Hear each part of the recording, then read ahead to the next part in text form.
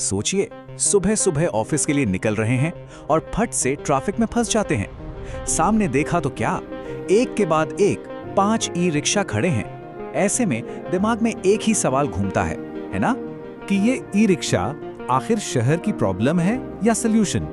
चलिए आज इसी सवाल की तह तक चलते हैं। तो सबसे पहले उस साइड की बात करते हैं जो हम सब रोज झेलते हैं, रोज का ट्रैफिक जाम और उससे जुड़ी शिकायतें।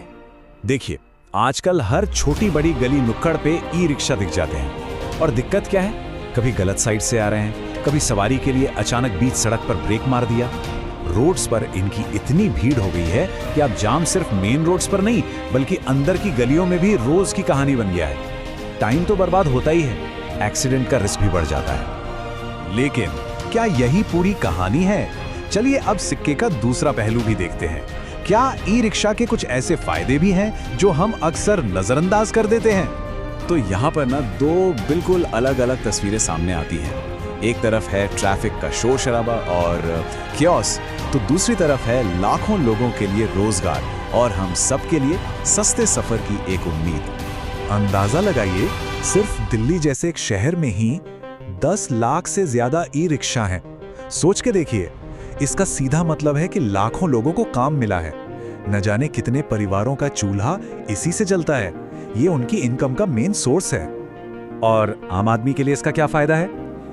ये है लास्ट माइल कनेक्टिविटी का सबसे बड़ा जरिया। मतलब मेट्रो स्टेशन से घर तक जाना हो या पास के मार्केट तक, ऐसी छोटी मोटी दूरियों के लिए ये एक परफेक्ट सोल्यूशन है। और खर्चा अक्सर सिर्फ 10-20 रुपए। और हाँ, इसका एक बहुत बड़ा फायदा है जो है एनवायरनमेंट के लिए। ये गाड़ियां बैटरी से चलती हैं, पेट्रोल या डीजल से धुआं नहीं छोड़ती, मतलब जीरो पोल्यूशन।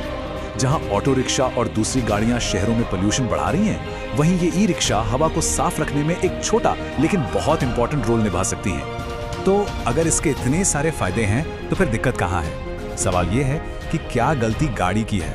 चलिए असली वजह को ढूंढते हैं। तो आखिर प्रॉब्लम है कहाँ? गाड़ी में, उसको चलाने वाले में, या फिर मामला कुछ और ही है? और जवाब पता है क्या है? जवाब बहुत सिंपल है। प्रॉब्लम गाड़ी में नहीं, प्रॉब्लम है सिस्टम में। अच्छी खबर यह है कि इस प्रॉब्लम को ठीक किया जा सकता है। तो चलिए अब सॉल्यूशन की तरफ बढ़ते हैं और देखते हैं कि इस पूरे केओस को ऑर्डर में कैसे लाया जा सकता है। सॉल्यूशन के लिए ना बस 3 कदम उठाने की जरूरत है। नंबर 1, प्रॉपर रूल्स बनाएं और उन्हें सख्ती से लागू करें, जिससे अकाउंटेबिलिटी फिक्स हो। नंबर 2, इनके लिए खास रूट्स और पार्किंग जोन्स फिक्स किए जाएं ताकि ये मेन रोड्स पर जाम का कारण ना बने। और नंबर 3, जो सबसे जरूरी है, ड्राइवर्स को ट्रैफिक रूल्स और सेफ्टी की सही ट्रेनिंग दी जाए। अगर ये 3 काम हो गए ना, तो यही ई रिक्शा जो आज प्रॉब्लम लगता है, कल शहर का सबसे बेहतरीन ट्रांसपोर्ट सिस्टम बन सकता है। तो इस पूरी बातचीत का कंक्लूजन क्या है? यही कि आखिरकार प्रॉब्लम ई रिक्शा नहीं है, प्रॉब्लम उस सिस्टम में है जिसके अंदर ये चल रहे हैं। तो अब आखिर में हम फिर से उसी सवाल पर आ जाते हैं जहां से शुरू किया था, प्रॉब्लम या सॉल्यूशन। अब इस सारी इंफॉर्मेशन के बाद ये जरूर सोचने वाली बात है कि हमारा इस पर आखिर नजरिया क्या होना चाहिए।